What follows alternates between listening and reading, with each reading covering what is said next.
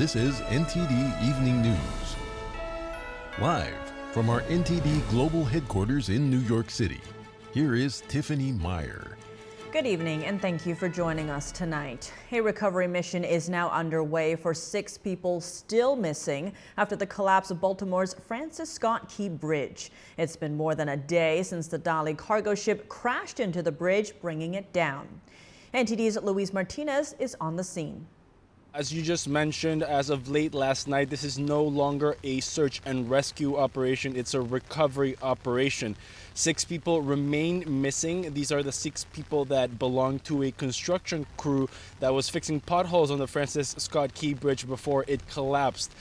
We know that from this 6 missing people, there are Mexicans, Salvadorians, Hondurans, and Guatemalans. And the divers are right now searching for them.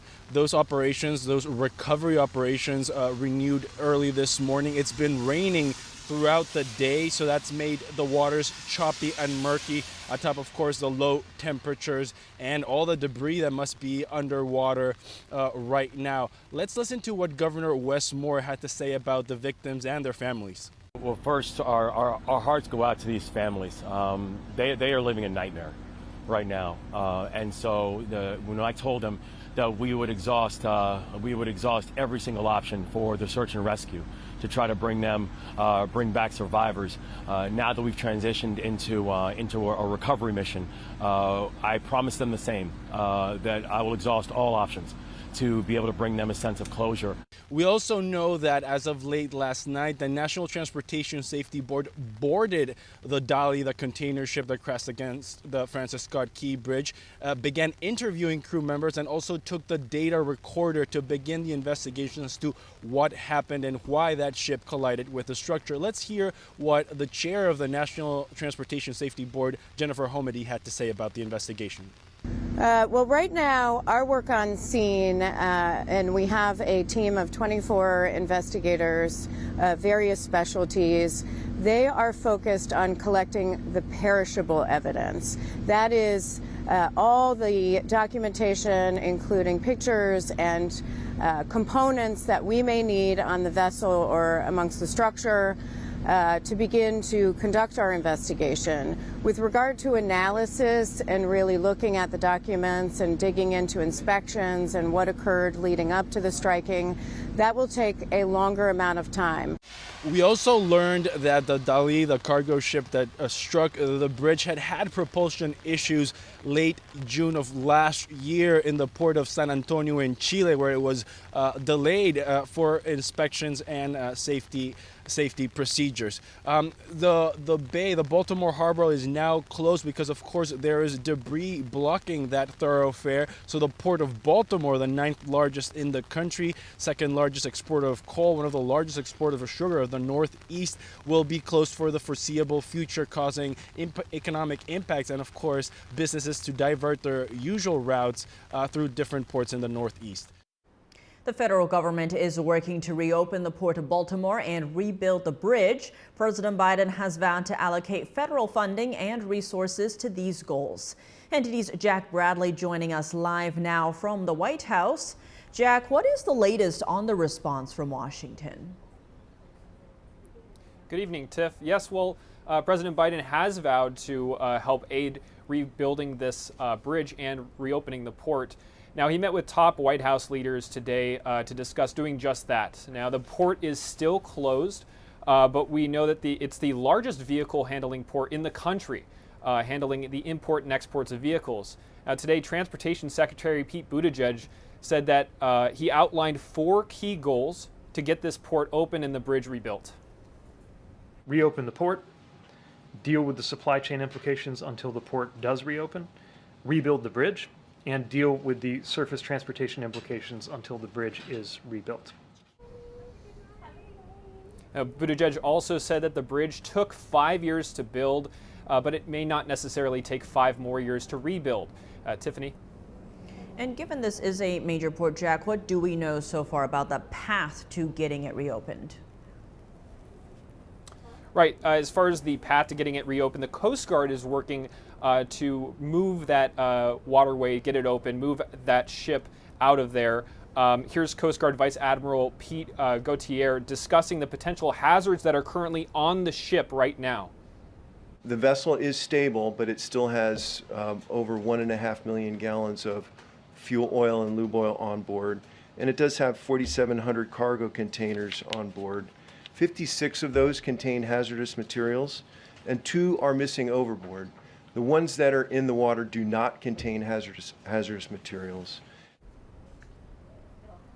Now, Tiffany, the bow of this boat is currently on the ocean floor. It's covered by bridge debris. The rest of the boat on the surface is also covered by bridge. Now, what the Coast Guard has to do is remove that part of the bridge. They'll refloat that boat, get it out of the waterway, and that way they can open up the port again. Now, in addition to the Dolly, this ship that's affected, 10 other ships are still stuck within the port of Baltimore as we speak. Tiffany, back to you. Jack, thank you for that update. And we have some breaking news. Former longtime Senator and Vice Presidential nominee Joe Liberman has died. He was 82 years old. His family said in a statement released just now that he died of complications from a fall. Liberman was a senator for Connecticut for 4 terms from 1989 to 2013. He was the Democratic vice presidential nominee in the 2000 election. A courtroom showdown over the future of Hunter Biden's felony tax indictment. The president's son tries to get all of or some of the 9 charges dismissed at a hearing today in Los Angeles. Prosecutors say he failed to file his returns on time, missed deadlines to pay taxes he owed, and engaged in a criminal tax evasion scheme over several years. The younger Biden has pleaded not guilty. His attorneys argue the investigation was politically motivated and violated due process. Hunter Biden is also facing charges in Delaware in connection with 3 alleged gun crimes to which he has pleaded not guilty. Texas is still not allowed to arrest and deport illegal immigrants. A court now extending a pause on the state's controversial immigration law. NTD's Arian Pazdar has an update on the standoff between Texas and the Biden administration. Texas has been waiting for an appeals court to make a decision on its immigration law, known as Senate Bill 4. So in the meantime, the state asked the court to let the law take effect for now, as the case continues. But the court on Wednesday declined, instead extending a temporary hold. A judge in the case explained the ruling, saying immigration is not the job of individual states. She wrote, "The entry, admission and removal of non-citizens is exclusively a federal power." She also cited a 2012 Supreme Court ruling that invalidated a similar law in Arizona, saying that's why she doesn't think the law will ultimately take effect. And Texas Governor Greg Abbott recently commented on the Arizona argument while he was speaking at the Texas Public Policy Foundation. We found ways to try to craft that law to be consistent with the dissent that was wrote in that Arizona case by Justice Scalia. The appeals court on Wednesday was divided 2-1 in its ruling.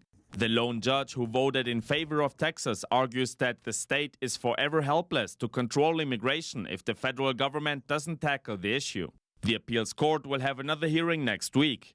Texas could also ask the Supreme Court to allow the law to go into effect. But in the meantime, the Lone Star State continues to bolster its security. Abbott posted these pictures on Wednesday, writing nearly 200 soldiers in the Texas Tactical Border Force arrived in El Paso yesterday. These soldiers will bolster Texas' ability to hold the line. And he recently posted this video showing Texas is continuing the construction of the border wall. Arian Pastar, NTD News. Muzzled but not silenced, former President Trump today lashing out at a New York judge who hit him with a gag order in the so-called hush money trial. The order bars him from making public statements about jurors and potential witnesses in the case. In a Truth Social post, the former president described the gag order as illegal, un-American, and unconstitutional. He added it's an attempt to violate his right to speak out against what he called the weaponization of law enforcement. Trump also railed against the judge's daughter, who is a Democratic political consultant. Worth noting, the gag order did not cover the judge himself or his family. Trump faces 34 charges related to the case. He has pleaded not guilty in all of them. Florida Governor Ron DeSantis and Disney settle their nearly 2-year battle. This ends a state court fight over how Walt Disney World will be developed in the future. Meanwhile, the governor signs a new law to protect homeowners. Legal correspondent Arlene Richards reports. We have been vindicated on all those actions. After nearly 2 years of litigation, Florida Governor Ron DeSantis celebrates victory. Going forward, we're going to continue to govern with the best interests of the state of Florida. So I'm glad that they were able to do that settlement. A DeSantis-appointed board Wednesday approved a settlement agreement with Disney. The agreement ends a dispute sparked by DeSantis' takeover of the theme park's governing rights after Disney supporters protested Florida's law against teaching gender and sexual ideology in the classroom. Under the agreement, 2 Disney-approved plans created before the takeover are null and void. The board has agreed to work with Disney on a new development plan. I think that there's going to be ways where, we can do things that are in the best interests of the state of Florida, and I think Disney can be a part of that. DeSantis' remarks about Disney came during the signing of a new bill on Wednesday, ending the squatter scam once and for all. The bill protects homeowners from squatters. The new law comes after a national surge of squatters have been taking over homes. The governor pointed to squatter incidents in New York. She inherited to find squatters living there. She changed the locks to get them out, and the state of New York arrested her instead of the squatters. Just a few days ago, 2 squatters in New York City allegedly murdered the property owner when she confronted them for being in her apartment illegally. In fact, we even have illegal aliens taking to social media, instructing other foreigners how to come into this country and commandeer property. He pensado invadir una casa en United States, ya que me enteré que existe una ley que dice que si una casa no está habitada, podemos expropiarla. The new legislation specifically targets an individual who has unlawfully entered and remains on the property, has been directed to leave the property by the owner but has not done so, and who is not a current or former tenant in a legal dispute. Homeowners can call police to remove the squatters, and the squatters can be charged with a 1st or 2nd degree felony. You are not going to be able to commandeer somebody's private property and expect to get away with it. Arlene Richards, NTD News. Welcome back. I'm Tiffany Meyer. Joining us now to discuss the new squatter law in Florida is Mark Miller. He's a senior attorney at Pacific Legal Foundation who specializes in property rights. Mark Miller, thank you so much for joining us. Great to have you back on the show. Pleasure to join you, Tiffany. Now, the issue of squatters taking over homes and then not really having any repercussions is making all the headlines. Florida is actually taking a different stance, with Governor Ron DeSantis today saying he'll put an end to squatting in Florida, empowering police to immediately remove this. What do you make of this and how it compares to other states? Yeah, well, Governor DeSantis is really taking the lead on a lot of issues that have become, hot button issues for the country in his 2 terms in office. And now here's another one. Squatters' rights was not really in the news as much as it is now a few months ago, but his legislature took the lead. And what they did is they said there's no such thing as squatters' rights. These people who are moving into houses without any authority, without permission, have to be taken out of those houses. The property owners have to be able to protect their property, and that's what Governor DeSantis and the Florida legislature are doing. Now, speaking of other states, there was headlines about this woman who was found in a duffel bag in her home in New York. Many residents in New York are saying the laws seem to be stacked against them when it comes to dealing with the squatters. In those cases, what rights do homeowners have? Well, that's what's so outrageous, and that's why you give credit to Governor DeSantis and hope that other states, particularly the blue states and blue cities, will follow his lead. Squatting traditionally was known as sort of adverse possession, the idea that a property might be unclear who owns it, and maybe someone moves in and they're going to fix it up over a time of years. But here, that's not remotely what we're seeing. This is not adverse possession. This is people who see opportunity. We've seen these people on TikTok that are saying, hey, you just move in and dare the owner to get you out. Law enforcement doesn't know. In Florida, they've passed a law such that if you show there's no lease and that they haven't been paying you rent, you can get them out immediately. But in too many states, that's not the case. As you said, in New York, we saw that horrific crime. We've seen it also in New York with homeowners who maybe inherited a property and someone decided to move in, and police can't do anything about it. They treat them, these people who move in, these squatters, are treated as if they're tenants in a landlord-tenant dispute. It's nothing like that, Tiffany. Given these cases where it does seem the legislation is stacked against people, what will it take to change that? Is it more awareness or a change in leadership, or where can these homeowners go?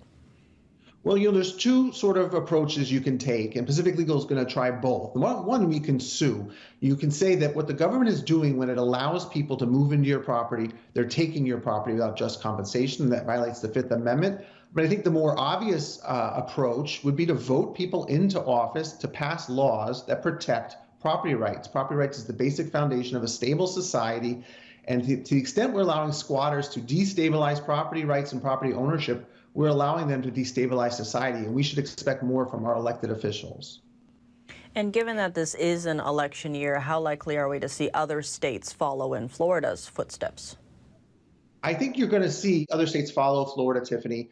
We've seen that in other issues as well, social media, certainly his fight with some big businesses issues, certainly how he handled the pandemic. We've seen other states follow Governor DeSantis' lead, and I think this is another situation where you'll see that, because this concept of squatters' rights, everyone uses that phrase. They don't have rights. It's property rights. It's the owner's rights that should matter, and kudos to Governor DeSantis for leading on this issue.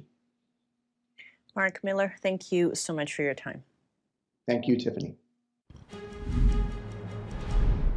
And we have more updates on the Baltimore bridge that collapsed. Authorities announced moments ago that they found 2 bodies in the search for the 6 missing workers. The bodies were trapped inside a pickup truck submerged 25 feet underwater in the area beneath the middle of the bridge.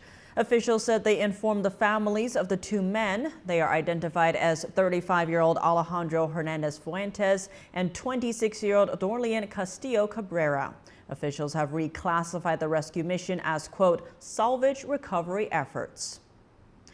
Facebook obtained secret data from competitors like Snapchat using a special program developed at CEO Mark Zuckerberg's request. That's according to newly unsealed court documents.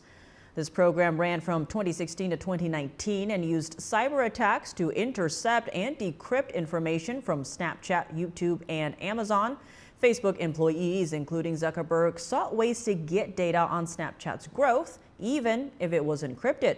The program involved installing software on users' devices to intercept encrypted traffic. A lawyer on the case said the data influenced Facebook's product strategy and also hindered competitors' ad sales. World-renowned Shen Yun Performing Arts continues to receive threats of violence. The latest coming yesterday when a bomb and shooting threat was sent to their headquarters in New York. Police say there's never been any real danger. Chinese agents have targeted the classical Chinese dance group for years. The performance highlights China's culture and traditions before communism. NTD's Jeremy Sandberg has the update. A new bomb and mass shooting threat was sent Tuesday to Shen Yun Performing Arts headquarters in New York. A series of emails obtained by the Epoch Times state in Mandarin multiple C4 explosives have been placed, demanding a $58 million ransom with a Wednesday deadline. The email threatens to detonate bombs and turn the headquarters into ruins if the money isn't sent into a PayPal account by 3 p.m. Then another email from a separate account makes a mass shooting threat and doesn't ask for money. That email, also in Mandarin, threatens in the near future individuals will sneak onto the property, throw grenades, and shoot everyone on sight. Another separate email sent the same day launches into an expletive-laced rant, seemingly upset that Shen Yun reported the threats to police and media. The email chides the FBI and exclaims the agency isn't worth worrying about at all. The sender declares they will keep sending threats and eventually wear the police out with, quote, the boy who cried wolf. The email ends by threatening, then one day a bomb will really be put in a theater. This comes after weekend bomb threats in California and British Columbia at venues where Shen Yun was performing. The threats prompted evacuations and police bomb sweeps, but no explosives were found. A Shen Yun representative says the FBI has been notified and is investigating the threats. Jeremy Sandberg, NTD News. More trouble could be lying ahead for TikTok. The Federal Trade Commission has reportedly been investigating the Chinese social media app and could sue it in the coming weeks. That's over alleged violation of a children's privacy law and for allegedly deceiving users by denying China had access to their data.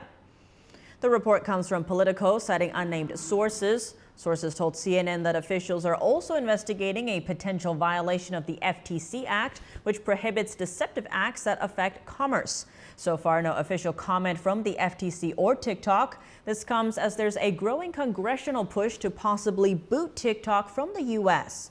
Earlier this month, the House passed a bill that calls for TikTok's China-owned parent company ByteDance to sell the company or be banned in the U.S. The bill is in the Senate now. President Biden said he would sign it if it gets to his desk.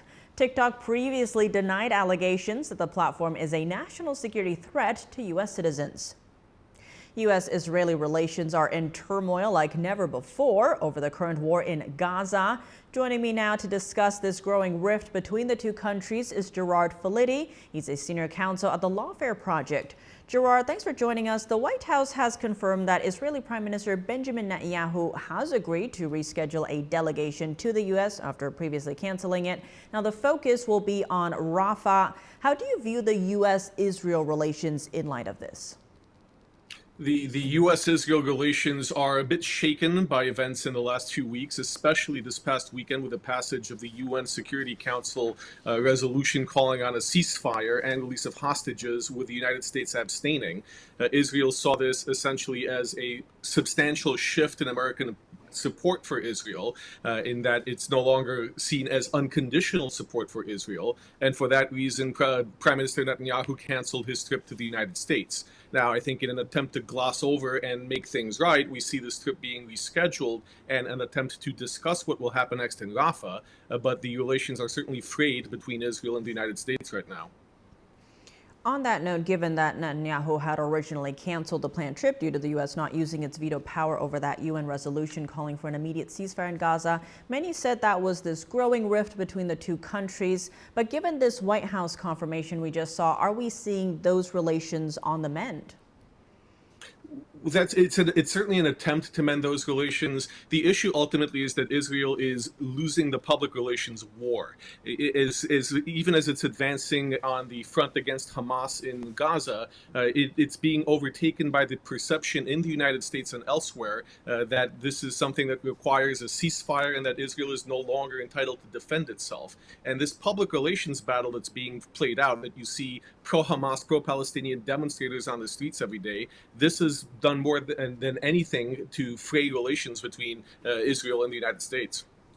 On that note of public sentiment, a recent Gallup poll shows that the majority of Americans disapprove of the Israel action in Gaza. Now, approval dropped from 50% in November down to 30%. This is across all political parties.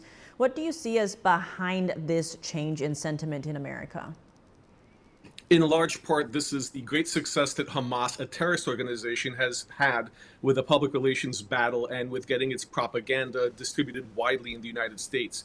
We see this daily, whether it's on college campuses or on city streets, people demanding a ceasefire, people demanding free Palestine, passing resolutions for a ceasefire, blocking traffic to airports, being very disruptive in large-scale protests. But there's no opposing view. Mainstream media is not showing what's happening in Israel. They're not showing what Israeli soldiers are going through in Gaza. They're not showing the terrorist aspect of this war. They're only showing American protesters, and this one-sided narrative has done a lot to damage public opinion, especially among America's youth.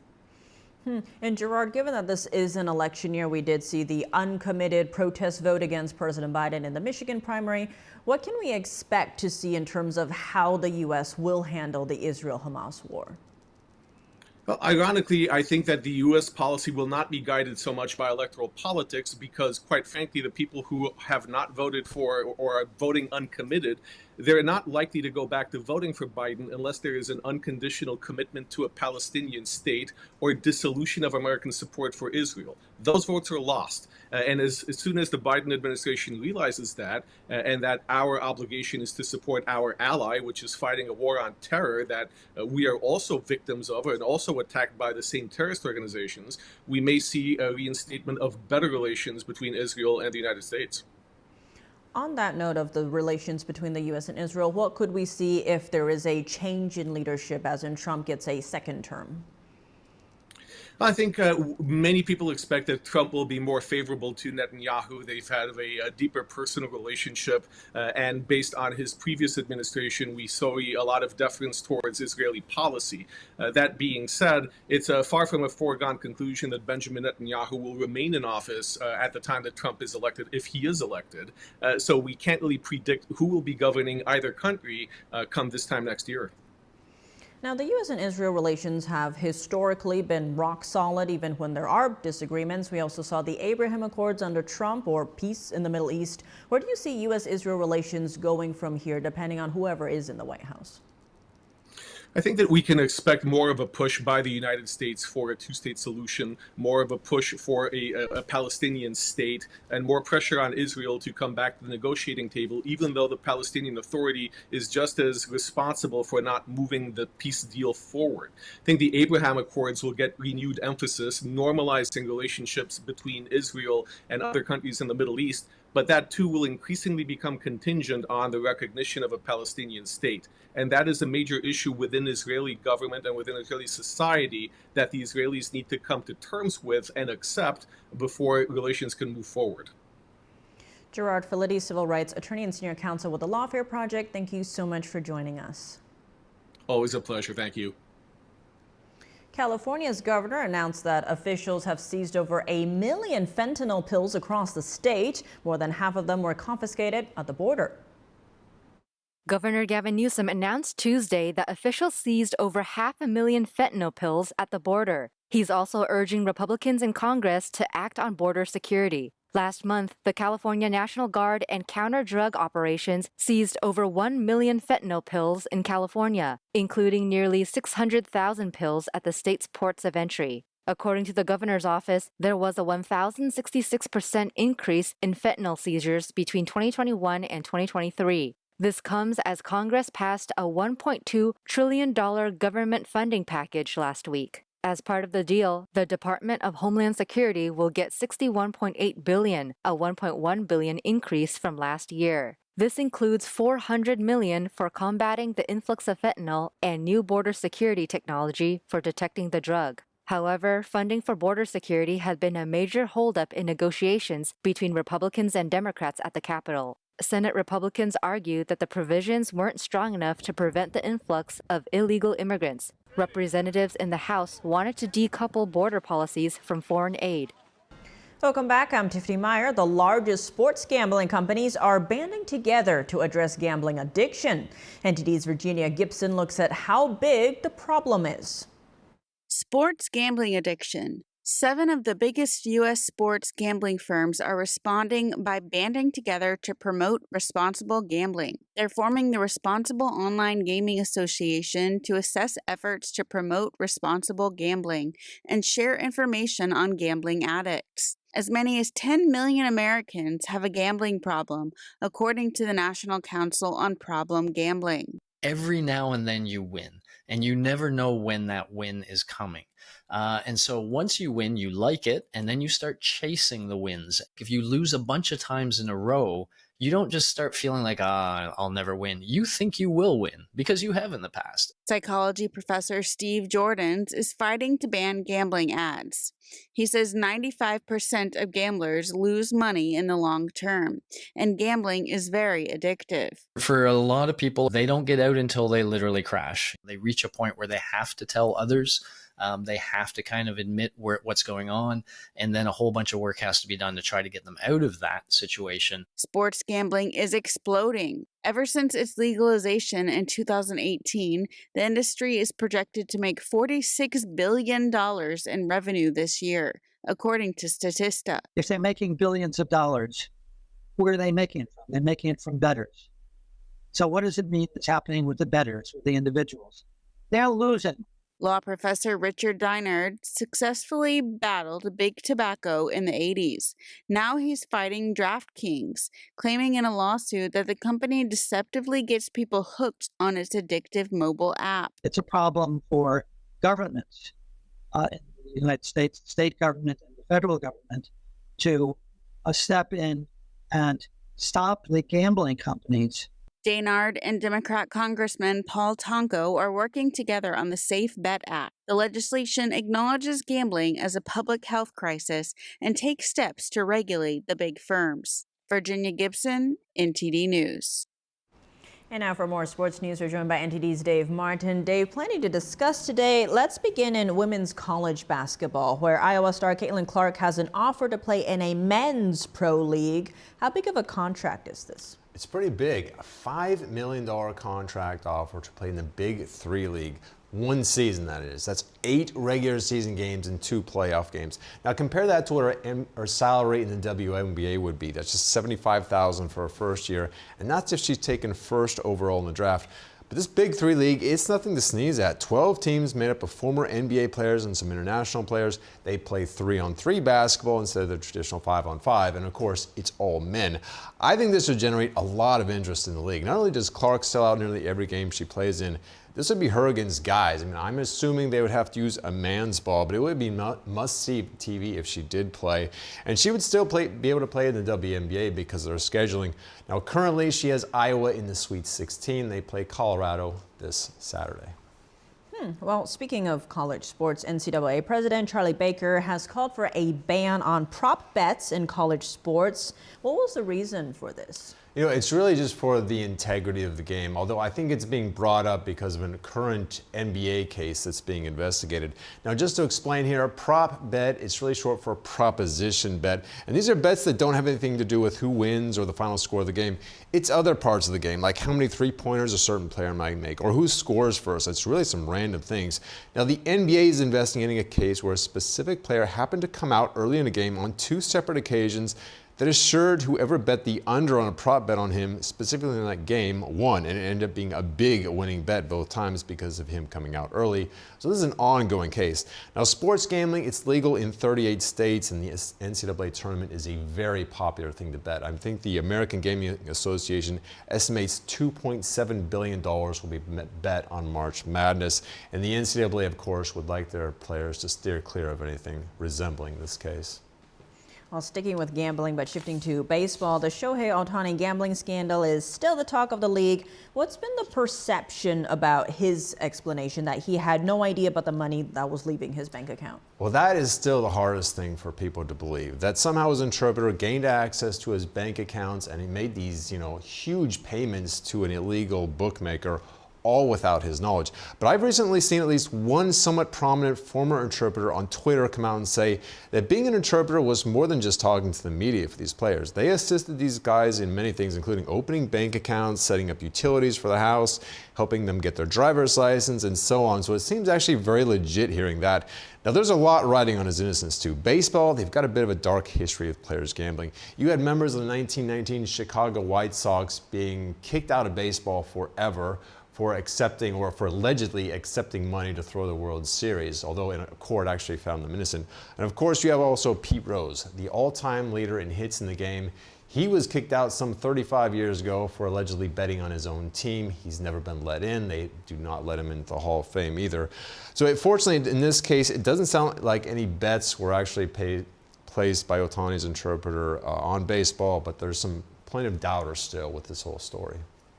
Well, now, Ohtani's Dodgers have already kicked off their regular season, but tomorrow is the rest of the baseball to have their opening day. What are some of the biggest storylines heading into the season? Well, already this is #1 with Ohtani, but besides that one, I would say actually his teammate, that the Dodgers spending $325 million for Yoshinobu Yamamoto, a Japanese pitcher who's never played in the major leagues. And this is the biggest contract for a pitcher in the history of baseball. It's a very risky move. He had a rough spring training. He was shelled in his first start last week. I'm sure the weight of that contract is probably an issue. I mean, maybe this whole Ohtani scandal will actually allow him to fly under the radar a bit, and then you rebounds quickly.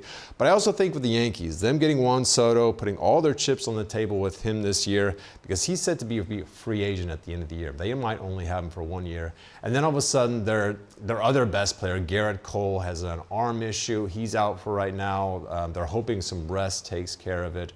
And they didn't go out and sign anyone else like Blake Snell or something like that. Maybe they'll end up regretting that.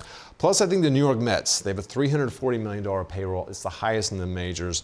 Will it be enough to get into the postseason? Because it wasn't last year. They had a $400 million payroll, highest in the history of the game, and they didn't get to the postseason. So I think a lot will be expected from them. Well, Dave, as always, thanks for joining us. Well, thank you, Tiff. A total solar eclipse is coming up on April 8th. New York State is giving away thousands of free solar eclipse viewing glasses. It's first come, first serve with a daily limit. NTD's David Lamb spoke to New Yorkers on this rare event. We're at the Moynihan Train Hall, one of New York's 30 locations giving away these solar eclipse viewing glasses. And here we have Greg, one of the ticket clerks. And unfortunately, the glasses are all out as of today. So, Greg, thanks for joining us. I mean, were you surprised by the demand of all this? Oh, absolutely. I was surprised. I didn't even know about the solar eclipse, you know. Everyone's acting like it's the end of the world. I didn't know about it until, like, Monday. So, you know, I guess I didn't get the memo. But, yeah, I was pretty surprised. They look like 3D glasses from the early 80s, and all these people are, you know, getting them. I was like, what's going on? So, 200 viewing glasses were basically given out in less than 2 hours this morning at the nearby station. Does that surprise you? No, not surprised at all. Just the amount of people that were in Idaho, I could just imagine the amount of people that are going to travel all over, but Texas especially, so that doesn't surprise me at all. There's going to be a lot of people seeing it. We're going down to Texas, Austin area with family to watch it because we hear that's actually the best place to see it. I don't even know. I might give them away to like my neighbor or something. I'm not really sure. I might be sleeping during the eclipse, but now that I have to learn more about it, But again, I'm hearing some good things, so we'll see what happens. Well, we saw it back in I don't know, the last one that was in like Idaho. Me and my family drove up to Idaho to see it, and so we just decided, been planning since then, 2024, to go to Texas to see it because it was amazing. Yeah. What did you remember seeing? Was it a total blackout or what happened? Yeah, it was a total blackout. We ended up going to a field where it was just us, and so we were able to see like the shadow coming towards us, and it got like dropped like 20 degrees instantly, and like there was like a hawk that was down the road that all like freaked out because it changed drastically all of a sudden, but so it was amazing. What do you plan to do after?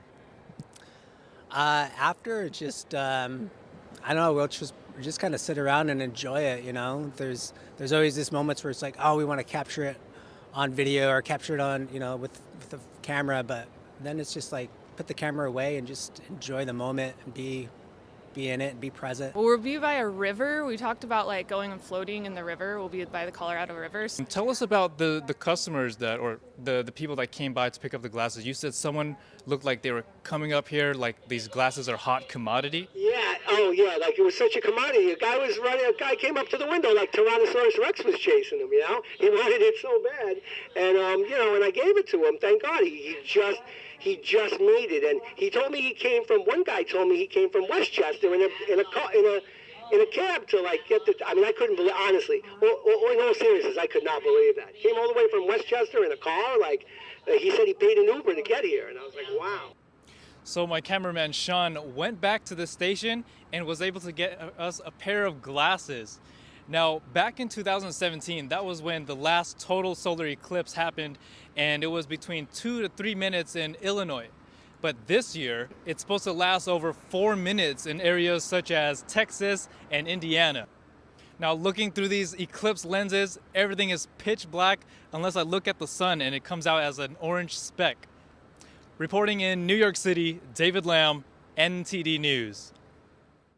That's all for today's news. For round-the-clock coverage, visit us at ntd.com or download our NTD app. Thanks for tuning in. I'm Tiffany Meyer. Good night.